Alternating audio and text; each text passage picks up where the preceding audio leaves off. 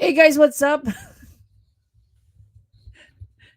Nagbabalik tayo kasi kakakita ko lang nitong commentary video ni Attorney Claire. So there was a part of this video na nakita niya sa doon na sa doon na sa nung what do you call that? Nung company. Ano ba yun? Driplux ba yun? Diba? Wait lang ha. Panoorin muna natin. Medyo dito na ako talaga nabuisit. Sabihin ng Glutadrip. I'm here in the Senate now, pero dahil iba tayo, ibahin. Look at what I'm doing. Drip and lock sa Senado. Drip anywhere. Kasi kailangan consistent tayo sa vitamins na nilalagay natin sa ating katawan. And si Drip and Locks really helped me with so many things. So hindi na ako sakitin. Now, here's the question. Here's my question. Is she saying na yung mga tauhan ng Drip and Lux pumunta dyan sa Senate para i-administer yan? Tanong lang And I just feel so much better. And 100%. Ang tanong ulit, bakit inalaw ng mga guards na papasukin? No, dapat ito pa-imbestigahan to ni Senator Nancy Binay. Okay? Yung pagiging palengke, circus, at mukhang pangkanto na opisina na Senate na ngayon, maayos lang ito sa pagiging gatekeeper ni Senator Nancy Binay at saka ni Senate President Zubiri. Kaya ako parang nung sinasabi na palitan na raw si Zubiri, I think so. Dapat na talaga siyang mapalitan. Kasi yung mga ganitong bagay, 'di ba? Bilang ikaw ang Senate President, dapat ini-instill mo ang disiplinang respeto. I-implement mo yung strict implementation ng Senate rules. 'Di ba? And even guys, ito naman yung akin, even if hindi ito sa Senado, to any government offices, hindi dapat to inaalaw yung mga ganito. 'Di ba? Pag pupunta ka nga sa mga government offices, ako normally pupunta ako ng LTO, ng mga munisipyo, barangay. Guys, hindi allowed. May mga nakapaskil na dun sa kanila. You are not allowed to take photos, videos, or record any conversation. Okay? That is also applied pagdating din sa mga empleyado nila. I think for one good reason is the data privacy. Okay? Tapos pupunta ka pa dyan sa Senado dahil may inatenan ka session at dahil malilate ka, ano yan? Antibiotic ba yan na kailangan mong uminom sa tamang oras? May specific, ano ba yan? Ito lang alam ko guys na iniinom, or ini-intake sa mga tamang oras. Usually, yung mga hindi therapeutic Yung mga medications like hindi antibiotic. Yung mga may routine. Like halimbawa, paracetamol, what else? Yung mga ganun. Antibiotic nga you can take it any time of the morning. Siyempre, kailangan morning yun Pero anytime in the morning. Ang drip ba ganun? Kasi sabi niya rito is malilate siya sa kanyang appointment. Halimbawa ba, kasi this is the first time na kailangan on point sa oras 'Di ba? Dapat ba i-take mo yung Glutadrip mo on a specific time? Like halimbawa, kailangan mo mag-Glutadrip ng 12 noon. Or kailangan mo mag-Glutadrip ng 10 AM. Yung mga oras na yun, nandiyan ka pa Or sinadya mo na diyan mag-glutatrip, mag-glutadrip. Kasi do'n mo mas lalong makikita yung intent, eh. Sinadya mo ba na diyan ka magpa-glutatrip sa loob ng opisina ng Senado? Kasi hindi niyo lang nabastos yung opisina ng Senado, nabastos niyo rin yung institusyon ng Senado. 'Di ba? Parang dito ako mas lalong nainis. Hindi siya nag-video para lang pakita niya. Pero nag-video siya para i-promote niya yung produkto. Tama ba? 'Di ba? That absorption. Because ang DOH, di ba, naglalabas ng warning to the public of the use of kung bakit lang natin tinake up is dapat pa doon gawin sa opisina. sa opisina ng kanyang asawa sa Senado, partner. Mm. Ito, mga pang-personal tong bagay, maraming ang bumatikos, mga kayubi. Kasi yun nga, sabi nga ni Miss Mariel, drip anywhere is our motto. Hehehe. Oh. I had an appointment, but I was going to be late, so I had it done in my husband's office. Hehehe. So pag nasa Malacanang ka at invited ka, Oh, magpapa-glutadrip ka rin. dala-dala mo yung parang Yung dextrose, para lang Dextrose. hindi kumbaga regular lang yung glutadrip na session. Yun yung tanong natin, eh. Meron ba dapat specific na hour that you have to take the glutadrip? Or you can take it, you can take it at home. Or can somebody, or can you ask the what do you call that nowadays? Clinic ba yan? O salon ba yan? Diba? When can you use the word clinic? Or when can you use the word salon? Kung ang kinikater mo lang is yung mga ganitong bagay, mga ganitong produkto. drip is anywhere nga. Oh, Ganon. drip is Diba? anywhere. Ito lang sa akin. Alam mo, ito naman si Mariel, mabuting asawa naman to. Correct. Pero kung mabuting asawa ka, tingin ko, bago ka magpakabisi sa glutadrip mo, Oh. akin lang nga, partner, mukhang matalino naman si Mariel eh. Tingin ko, i-encourage mo yung asawa mo to study more. Oo. Mag-aral. Oo. Diba? Kung nahihirapan si asawa mo sa English, partner, Inglesera ka eh. Teach him. Correct. Not for anything else, hindi dahil sa hindi natin gusto ang ating language, partner, ang ating pambansang wika, Oo. 'di ba? Hindi tayo nagpapaka Andres Bonifacio. Oo. 'Di ba kasi dati pag hindi ka Pilipino mas mahal mong English Correct. Hindi. Learning 'yun. Additional learning 'yun dahil kapag naghihiring kayo diyan, puro nga halos Tagalog na partner. So, pagtandaan mo, pagka yung mga English partner, yung English na yung mga bisita, tignan mo kung sino nakaupo. Nahihirapan lang ako kung nag-i-Englishan na. Medyo dahan-dahan lang. Ganun. Kaya mahalaga yung journal. May journal, kaya binabasa ko yung journal kasi nandun lahat eh. Nasabi ko kanina na wala pa ako sa pagod nag-i-English ka. Anong ginagawa mo para makapokus ka? Alam mo na. Mga kababayan, I'm so sorry. I really have a very good intention kung bakit ko siya binoto. It's not because alam kong straight siyang tao, so obviously we cannot see that now. Diba? Kung maalala niyo, there was also one video ni Attorney Claire na kune-question niya na paano siya nakapag-register ng mga baril knowing that he was not allowed to register. Or no, he was not allowed to own.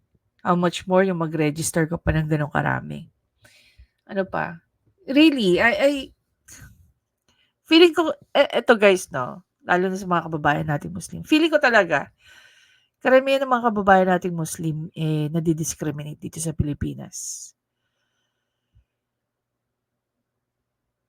Bakit? Kasi merong hindi tamang pag-iisip yung mga kababayan din natin when they talk about ng mga Muslim. Sobrang thankful lang ako because I had that one very, sabihin na lang natin, golden experience.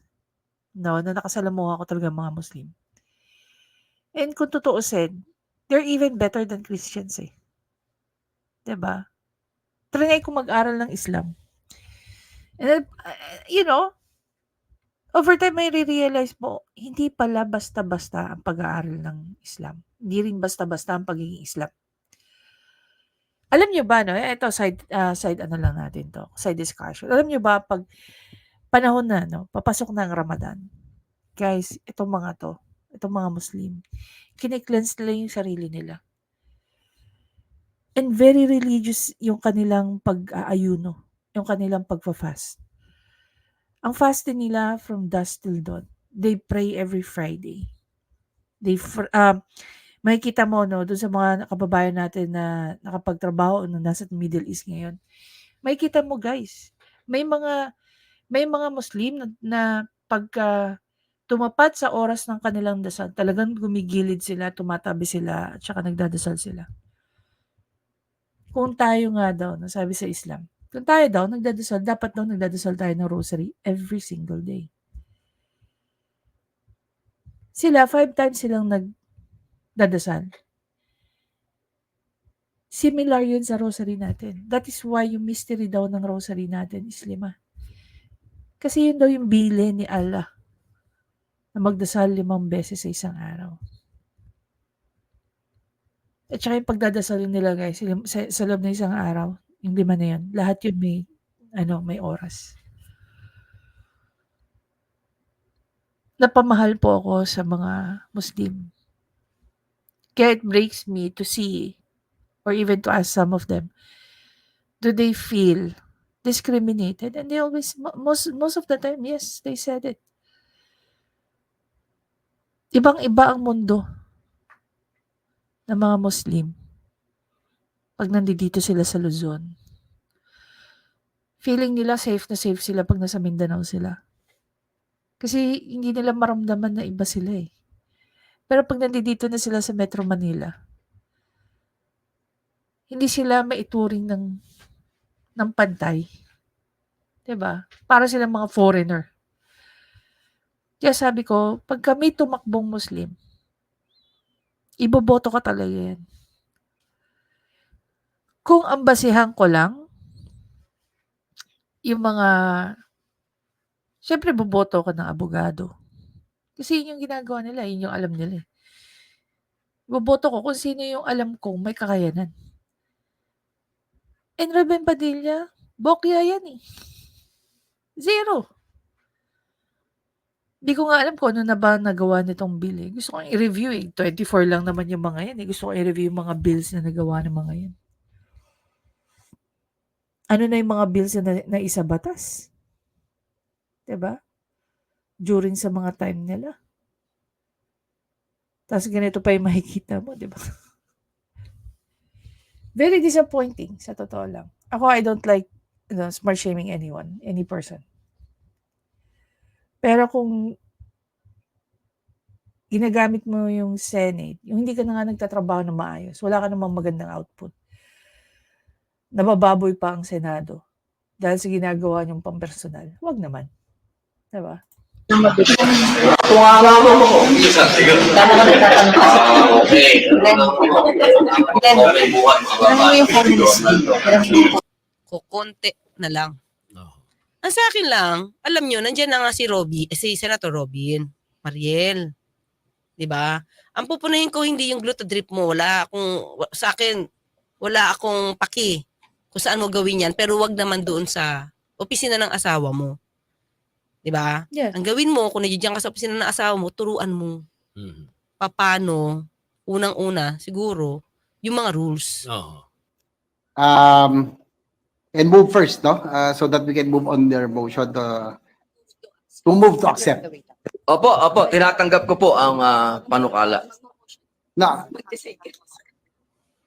if you can make a motion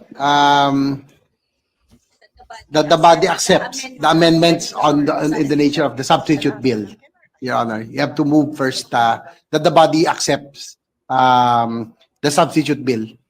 I-move nyo lang po. Opo. I move. Englishin ko na to.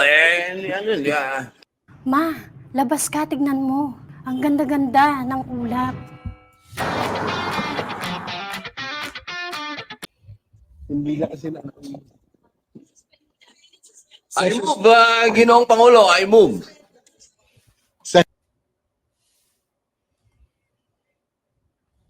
Diba? Paano mag-object? Paano mag-make ng motion? Paano yung sistema? Oo. Diba? Para pagka nagsalita asawa mo, hindi nababash. Diba? Ayaw man natin mang-bash, partner. Pero politiko yung asawa mo eh. Anong mali niyan? Punahin yan. Correct. Diba? Kung mahal mo asawa mo, wag ka muna mag-gluta trip. Or Sa opisina. sa opisina. No. Wag dyan. O kung doon man siya glutadrip, Wag mo na ipagmalaki. wag na lang ipakita, wag lang i-post. Diba? Pero hindi Oo. pa rin, partner. Wag mo nang gawin. Kasi may Oo. makakakita at makakakita Kasi sa'yo. Well, yun yung purpose kung bakit nila pinost was to promote the product. Diba? That was the reason why they posted it. It was intentional. Kasi guys, kung hindi intentional, ito para sa akin kung hindi intentional na mag-video ka and to talk about a product, so ano yung point mo na kailangan mo sabihin yung product? Pwedeng sponsored, no? Pwedeng gusto niyang tulungan. I don't know exactly. But definitely, there was an intention to promote the product. To promote the clinic. Diba? Again, we're not talking about this kung hindi ito ginawa sa Senado. So, yun yung naging focal point ng discussion natin. Is ginawa siya sa loob ng Senado. Hindi naman pinagbabawalan discretion niya ni Mariel whether yan inaalaw ng FDA o hindi. No? But bilang kasi, ito rin kasi yung damaging dyan Bilang kasi asawa siya ng isang senador na gumagawa ng mga batas. Bilang isang celebrity din na as considered by FDA na ipinagbabawal. It's not because it's drugs, but it is not approved. Kasi nga, harmful siya. pati mga doktor nga na partner. Kasi sinasabi nga nila, ang DOH,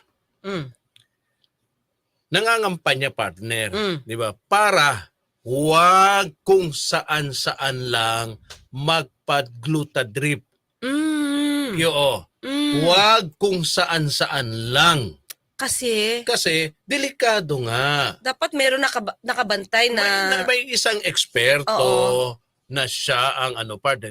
wala ba siyang kasama dito? Mag-isa lang kitang-kita partner, mag-isa lang siya. Well, the question is, sino yung nag-minister? Ang dami na nagkalat guys, nag-glutadrip dyan sa mga major cities, no? Like halimbawa, sa Makati, sa Pasig, where else? Sa Quezon City maybe, we don't know. Pero ang dami na nila nagkalat dyan. The question is, dyan sa senaryo ni Mariel, sino nag-administer ng glutadrip? Kasi obvious naman, may stand, may drip, may kompleto. So, ibig sabihin nga, dinala sa Senate. Diba? Ganon ka VIP, si Mariel. Siya nagdala noon? Baka naman may baka Pero may assistant doon. kahit na partner. Oo, in Hindi case of pa- emergency, Oo. nandiyan ka sa Senado, di Hindi pa rin maganda to. Kasi, kulang ang gamit doon. Oo. In case of emergency, Hindi, kulang ang gamit doon sa Oo. opisina ng asawa mo. ang sinasabi nga ng DOH, Yeah, malapit naman ang San Juan de Dios dyan sa Senate San Juan de Dios, yung pinakamalapit. doon kay Siyempre, itatakbo yan mas magarbo, which is St. Luke's, sa may BGC, di ba? Tapos matatraffic sa may Pasay. Puwede ka rin dumaan sa may Buendia, no? Kung babaybayin mo Buendia, then tawid ka Makati, Makati Med naman ang mauuna. 'Di ba? I know my map. Kayo sa mismong clinic na kilala. Partner. Hindi Okay? lang basta-basta At wellness. wellness Salon. Okay. So, wellness center, salon, clinic. sa Pero here's the thing. No, here's the thing. Kung yan ang ina-administer sa isang clinic, sa isang wellness center, sa isang clinic na lang.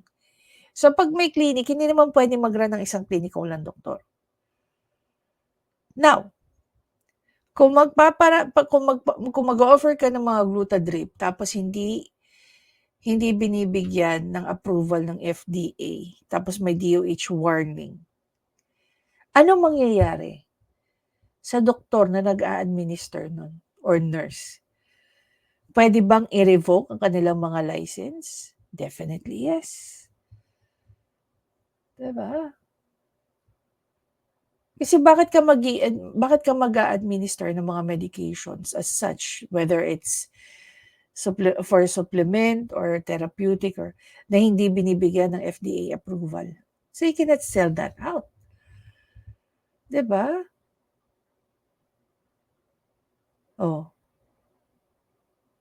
So parang dito sa scenario na 'to, ang nangyayari, nag-open ng Pandora's box to si Mariel. 'Di ba? Another question is, ano ang gagawin ni Nancy Binay? Dapat i-sanction niya si Robin Padilla. Kasi nawawalan na nga kami ng kumpiyansa sa mga senador. Nagmumukha pang hindi na talipapa eh. Ano na matawag natin ngayon? Siguro sa pinaka nabababoy na ahensya ng gobyerno, itong Senado, sa totoo lang. Dahil ba sa pananalita natin na mga nagkokomento dyan sa nakikita natin? Of course not. Nagre-react lang, guys, reactant lang tayo. Nagre-react lang tayo sa mga nakikita natin sa ginagawa dyan sa loob ng Senado. Ngayon, ginagawa na siyang lugar para makapag-promote ng produkto. Imagine mo, nagpo-promote ka ng produkto sa loob ng opisina ng isang public official. 'Di ba? Baka gusto rin nating silipin. So, it's not Robin Padilla who's doing it, but he's allowing it eh. Kahit asawa mo yan, ikaw dapat ang dumidisiplina dyan. Ikaw dapat ang nagsasabi, huwag naman dito. 'Di ba? Huwag naman dito. Gawin mo na lang sa bahay yan. Di ba? Mind tayo sa bahay yan. 'Di ba? Diyos ko Lord. Anyway guys, ayun na nga. Dito na sa nakikita kong komentary ni Attorney Claire. No? Sabi nga niya rito, Senador Robin Padilla, aral pa more kaysa maging konsentidor. It's normal, no? Para sa akin, it's normal na depensahan ni Robin Padilla ang asawa niya. Asawa niya yun eh. 'Di ba?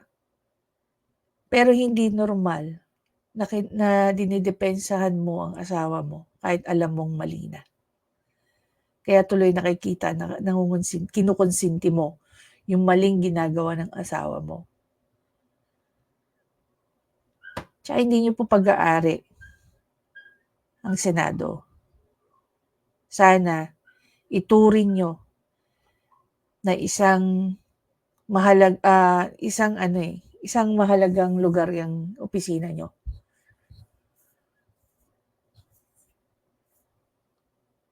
Ang nagbabayad niya, taong bayan. Ang nagpapasweldo sa inyo, taong bayan. Hindi po yan isang kwarto na nirentahan ninyo. Na you can do whatever you want in that office. Of course not. Diba?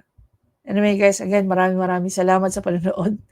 Please don't forget to subscribe, like, and comment. Anong masasabi nyo? Kayo ba sa tingin nyo Hindi yun, sinadya ba yun ni Mariel na i-video ang sarili niya para lang i-promote yung produkto?